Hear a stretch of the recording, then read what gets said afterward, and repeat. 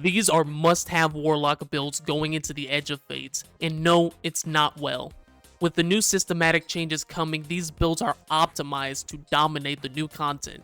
As always, at the end, I'll give you my secret meta build. Enough yapping. Build number 1, Geomag Stabilizers. This is Goku reincarnated, spamming the Chaos Reach every chance you get, and it's getting even stronger. Respectfully though, they have been adjusted. The exotic perk Close Enough reads, damaging a target with Chaos Reach extends its duration. This is 10% on hit and has a 0.75 second cooldown in between each activation. Also, picking up Ionic Traces will grant Super Energy. The Super Energy granted from Ionic Traces have been reduced from 7 to 4%. These boots also grant stacks of Bolt Charge. After sprinting for 2.5 seconds and having at least 5 stacks, you gain 1 stack every 0.33 seconds. On top, they are in the featured exotic list. This is a new system in Destiny where certain exotic armors and weapons will be featured, giving them either a 10% damage or defense increase.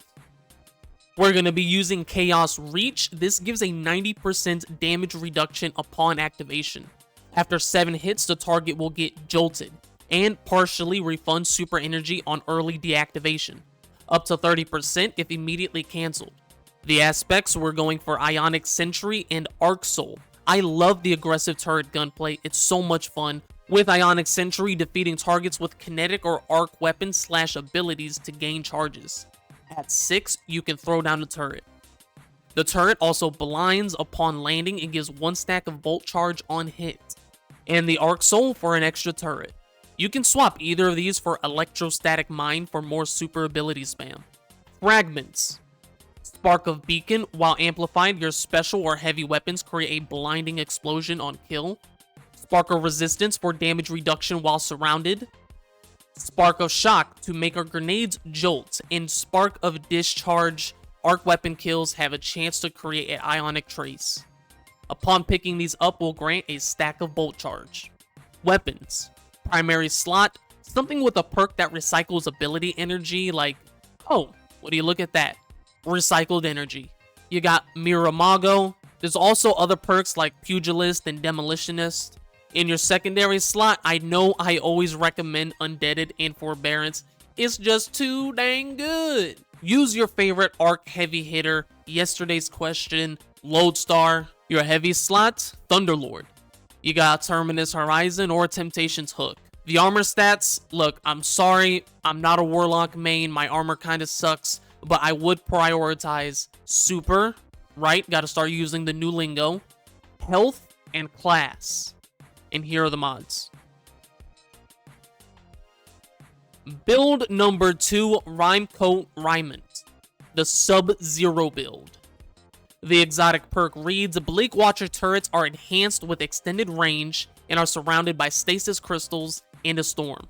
While standing in the storm, you are granted icicles over time. Icicles activate when you fire your weapon, applying slow.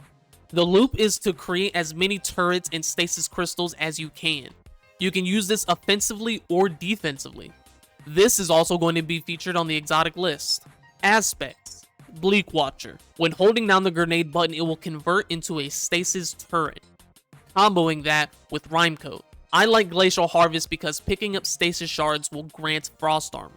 A more offensive approach is to swap Glacial Harvest with Ice Flare Bolts. It's kind of like an infinite Cold Snap. Fragments. Whisper of Fissures to increase the damage and size of the burst when you shatter a crystal or target.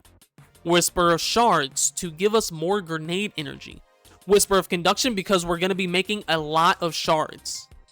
And Whisper of Chill, stasis weapon kills have a chance to create a stasis shard. Weapons, something with a chill clip like Tanasha's, Liturgy, or Rake. Secondary, go wild, I put on a Psycho Pump. Heavy slot, Winter's Bite, Salvation's Grip, you got a Slammer with Chain Reaction and or Cold Steel, Zephyrs, maybe a Stasis Machine Gun like Quillum's, and here are the mods. Build number 3, the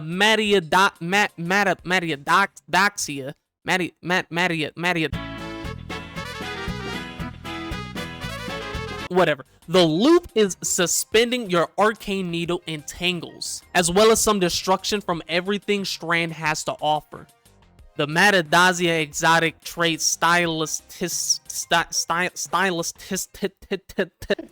Today, Junior? reads targets damaged by arcane needle emit a suspending detonation when defeated, and landing multiple arcane needles on the same target immediately triggers a larger, more powerful detonation.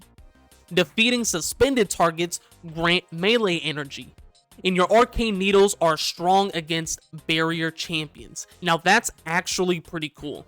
And this is also going to be on the featured exotic list. Aspects: the Wanderer. When we throw tangles, they attach to targets and detonate into a suspending burst. And Threadling Final Blows create tangles. And then we have Mind Spun Invocation. This one's interesting. It makes all our grenades have enhanced abilities, but we're going to be using the Shackle Grenade. When we hold down the grenade button to consume it, we enter Weaver's Trance. Final Blows while in Weaver's Trance create a suspending detonation. Our Fragments, Thread of Transmutation. When we have Woven Mail, weapon kills make a tangle. Thread of Propagation to give our strand weapons unraveling rounds upon melee kill. Thread of Warding, picking up an Orb of Power would just give us Woven Mail without needing a tangle. And Thread of Generation, dealing damage grants grenade energy. This varies depending on the damage output. Weapons: in the primary slot, I like the Call with Slice and Hatchling. You can go Borrow Dyad, Mira Mago, Scatter Signal. Secondary slot, go Wild. For me, it depends on the activity and the champions. In the heavy slot, I like Pro Memoria, Circular Logic, Cynoshore, something Strand, even a sword like Dragon Cult, Abyssal Edge, or Thin Precipice works just fine. And here are the mods. Build number 4, Briarbinds. Now, I know Void hasn't had a lot of love this year, but this is still super good to keep 100% uptime for Weaken and Devour. The Briarbinds exotic trait reads your Void souls have longer duration. Gain escalating damage up to double and durability. You can also retrieve the souls to send them out. How to send them out? Just shoot something that isn't going to die from the first hit, or it won't leave. And then to retrieve it, just walk on over to it and pick it back up. Fragments. Echo of Persistence for our Devour, Overshield, and Invis to last longer. Echo of Starvation. Picking up an Orb or Void Breach grants Devour. Echo of Harvest. Defeating a target grants an Orb of Power and a Void Breach. And Echo of Diminering. Suppress targets grants a Void Breach. That's why we're using the Suppression Grenade. The super, I like Cataclysm, but use what you want. Weapons. Now this is where the fun begins.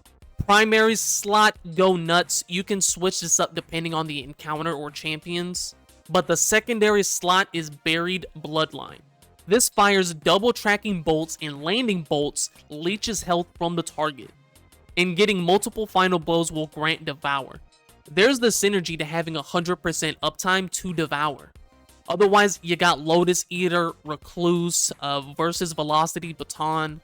In the heavy slot, you got Regnat, Edge Transit, Hammerhead, Falling Guillotine. A lot of heavy hitters. And here are the mods. And build number 5, the Prismatic Getaway Quadruple Buddy build. Now, this one is a personal favorite because it makes me feel like I have actual friends. Look at that. I got 4 of them. One more and that's enough for a raid. We're going to be using Prismatic to get 3 of our buddies, starting with our aspects. Bleak Watcher. When holding down the grenade button, will consume it to create a stasis turret. And Hellion. When using our class ability, will create a solar buddy. But how do we get the 3rd buddy? Our Exotic Gauntlets Getaway Artist. Consuming a grenade will create an arc buddy. So on Prismatic, we'll equip the Storm Grenade, and funny enough, both of these will proc off the 1 grenade. This is actually cooked damage. Hitting enemies with Kinetic, Stasis, Solar, Arc, user melee to mix in some Void damage, you damn near got the Infinity Gauntlet of subclasses. Fragments Facet of Ruin to increase the size and damage of our Stasis Shatter and Solar Ignitions. Facet of Dawn, melee hits grant us Radiant for a 20% weapon damage increase. Facet of Protection for a 15 defense increase while surrounded. Facet of Balance to refund our melee and grenades. We have Facet of Purpose for quality of life no matter the super. And Facet of Courage for more damage to our turrets. Weapons, no time to explain. You can swap this with the new exotic heavy, Finality's Augur, which you get from the Sunder Doctrine dungeon. It's a linear fusion rifle that allows you to shoot out a turret as well. Otherwise, a Kvostov is my go-to prismatic weapon, but all the weapon slots just depend on your playstyle for this build. If you like Stasis, lean into that. If you like Solar, lean into that. And here are the mods.